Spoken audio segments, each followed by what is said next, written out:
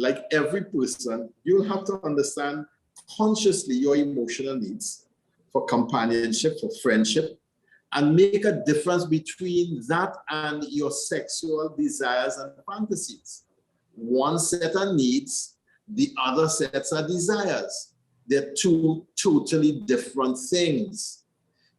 We can live without expressing genital sexual life, but living without companionship and friendship is really tough. And that's why we have to make a distinction between these two things. Because what often happens is the two are conflated and all is seen as love. No. All is not, everything is not everything, regardless of who says so.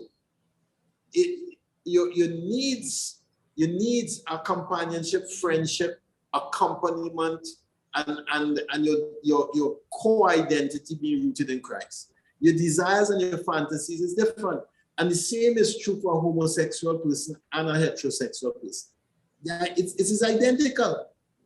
It is identical because both have needs for companionship and friendship, and both have desires and fantasies, and both have to learn how to curtail the desires and fantasies, sublimate them by raising them to a higher level in the way you live your life. And both have to understand how to do that. We are created out of love and for love.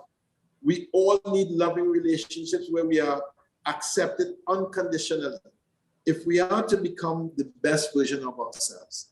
And that's the absolute truth there. We are created for God, by God, for love and by love. And this need for love has to be integrated within the sexual desire in a manner that is healthy and holy. I'm going to words there, you know? Yeah. Healthy and holy. Not all ways of living out your desires are healthy, and not all ways of living out the desires are holy. It has to be both healthy and holy. All persons are called to be chaste. All, every one of us, not just the priest. You need to learn your body and how to sublimate these desires and direct them to the good. And that's raising your eyes again to Christ every single time. It's the whole mystery of the serpent, which was the source of death, but when it is raised on high, becomes a source of life. I in working with men and women who struggle with same-sex attraction, I said, Lucifer told Eve in the garden, did God really say that if you eat of the fruit in the middle of the garden, you will surely die? It's almost like saying, did God really say that the only way to express your love for somebody is to have a sexual relationship with them? And I said, what do you think God is saying to you as someone who has same-sex attraction? That the only way to show your love for that person or the other person is to have a sexual relationship with them. I say that's false. That's a lie. But that's a big lie of the 20th century. Yes. It's a big lie of the 20th and 21st century. That love and lust are the same thing.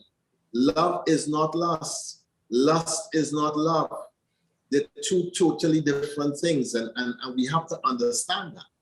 You see, our brains will learn either virtue or vice, either love or lust.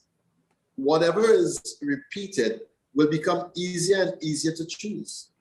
And I'm begging you, please choose virtue. Choose virtue. It always leads to Christ. If you fall, ask forgiveness.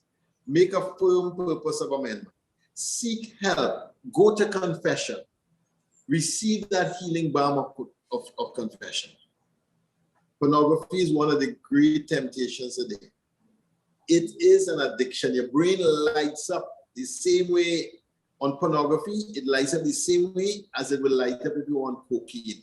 It is that addictive. It is a drug of choice, and it will seduce you to lose your soul because it takes away the humanity in us because we're dehumanizing people so easily.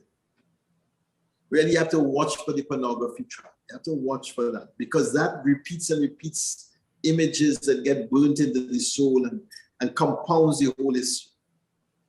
Please do everything to avoid the pornography. It is really a pernicious trap.